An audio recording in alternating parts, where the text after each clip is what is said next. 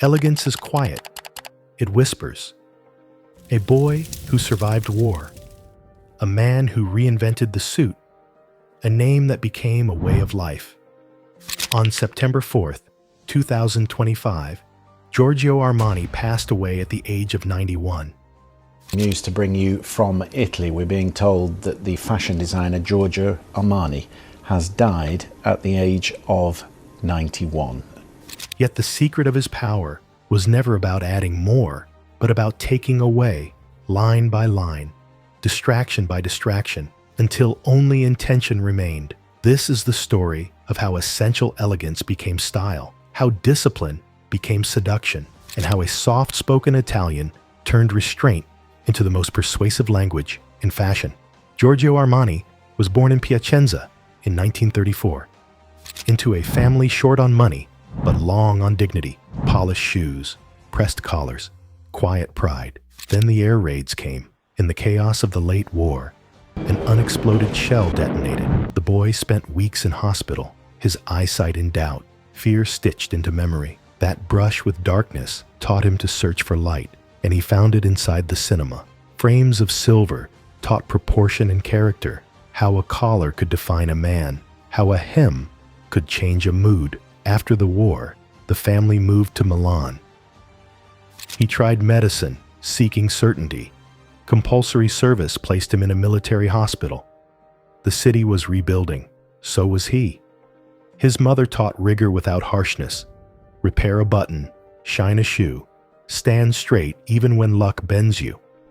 In the mirror, he saw not a surgeon, but an eye for balance waiting to be used. He stepped sideways toward the storefront window and began again, this time with fabric, light, and the human silhouette. He began as a window dresser at La Rinascente. Composition, restraint, the choreography of what to show and what to hide. Promoted to buyer, he learned to touch fabric the way a pianist touches keys. Gauging weight, listening for quality. He watched customers, clocked hesitation, studied joy. Then Nino Cerruti's mills, cloth as truth, tailoring as architecture. Armani lowered lapels a breath, softened shoulders, let the chest breathe. He studied how a jacket moves when a person sits, how a sleeve twists when a hand reaches for a door. Real lives shaping design. At Cerruti's Hitman line, he absorbed precision at speed, sketching late, fitting early, visiting mills to understand weave and drape. The freelance years sharpened him, designing for others while sketching a future of his own. Quietly, a thesis formed. Make the suit human. On a summer coast, he met Sergio Galeotti, an architect's mind, a believer's heart, partner in love, partner in risk. In 1975, they opened an office barely bigger than a corridor. To fund it, Armani sold his Volkswagen Beetle and bought time. They stitched a company out of faith and unpaid hours. The first collections said comfort could be luxury. Jackets shed their armor, canvas eased, lining lightened. The body exhaled. Colors breathed in grayish, smoke, stone. Stores whispered his name. Editors called it modern. Clients called it freedom. Hollywood called with American Gigolo. Then again and again. In film credits and on awards nights, his name moved rooms like a hush. On red carpets and in boardrooms, Armani suits turned posture into poetry. Women found a quieter power in his tailoring, authority without bravado, strength that flowed instead of bristled. Executives discovered that confidence can be soft-spoken. Television turned up in pastels, Miami Vice with its easy jackets, and the look traveled from Los Angeles to Tokyo. In a decade obsessed with more, Armani proved that less could be unforgettable. At the height of ascent came a private storm. Sergio fell ill and died in 1985. The brand had its king. The man had lost his compass. Armani did what he'd always done. He worked, not as escape, but as devotion. Lines grew purer, choices cleaner. He poured grief into clarity. Around him stood the loyal few. Among them, Leo Dell'Orco, whose steady presence helped turn survival into continuity. The company became family. The atelier, a sanctuary. He channeled sorrow outward, supporting care and research when stigma kept others silent. He tightened his circle. Early mornings, early nights, navy t-shirts, the ritual of work. Grief did not harden him. It clarified him. The silhouette softened and became even more precise. He built a world that spoke one language: calm, excellence. Emporio for the now, AX for the street, Privé for the rarest nights. Fragrance, interiors, cafes, and hotels extended the idea of elegance from shoulder to room, from wardrobe to skyline. He bought Olympia Milano basketball team and dressed nations for the games. Sport, but tailored.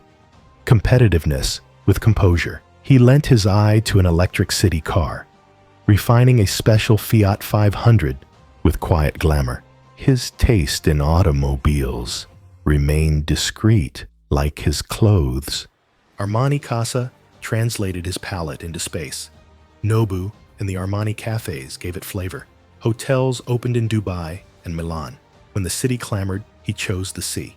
On Pantelleria, the black stone island between Sicily and Tunisia, wind became music and horizons pared back to essentials. There he walked, swam, wrote notes, and returned to Milan with salt on his skin and clarity in his mind.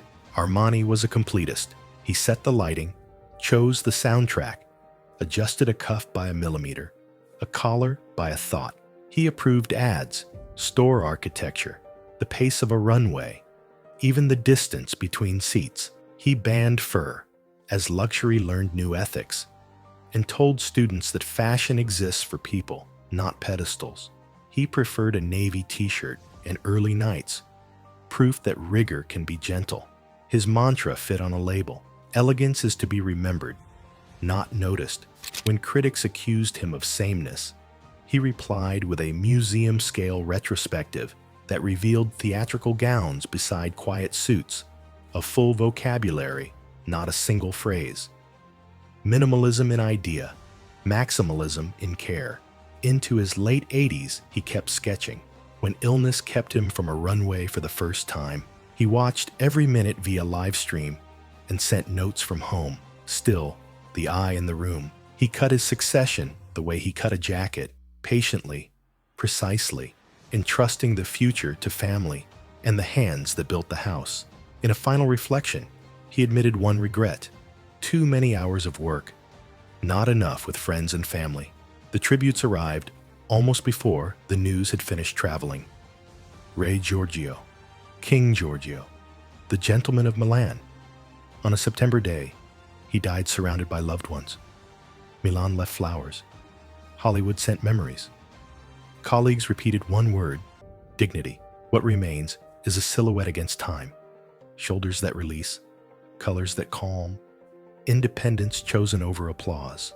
A company kept private for half a century, a vision kept public for the world. The red carpet learned quiet from him. The office learned ease. Giorgio Armani proved minimalism is not absence. It is intention, and intention, perfectly cut, never goes out of style. If you listen closely, you can still hear the whisper he preferred to the shout. Make it simpler. Make it truer.